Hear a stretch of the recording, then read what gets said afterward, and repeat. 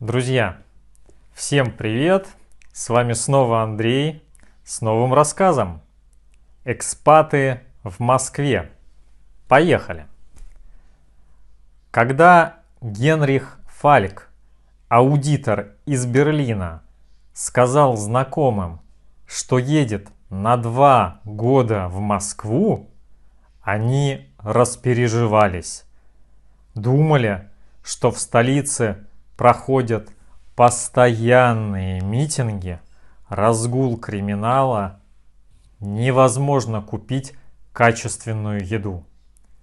В итоге Фальк первое время ходил по улице и выбирал продукты крайне настороженно, при том, что живет на проспекте Мира в окружении приличных супермаркетов.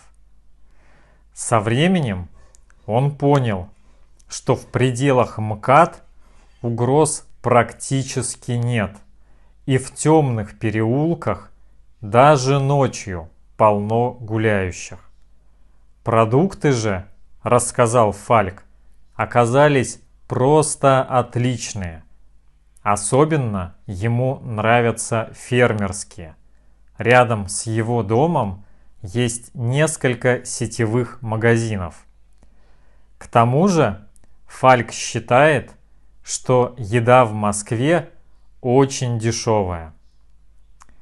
В Москве ситуация со знанием иностранных языков обстоит лучше, чем в регионах. Также в столице многое переведено на английский. Уличные указатели, схемы метро и объявления станций, меню в ресторанах. Якобус Гиес, руководитель отдела продаж из Гааги, прилетел в Россию 4 года назад. Сначала в Петербург, а потом его перевели в Москву. Когда контракт закончился, Гиес понял, что не хочет уезжать. Ему нравится местный ритм жизни и готовность москвичей к работе и сотрудничеству. В итоге он самостоятельно нашел новую работу и пошел в автошколу. Говорит, что после Москвы уже нигде не страшно ездить.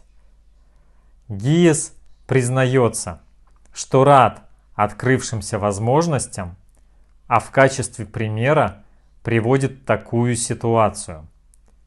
В некоторых странах Европы это считается моветоном, но в России легко можно отправить рабочий имейл ночью и тут же получить на него ответ.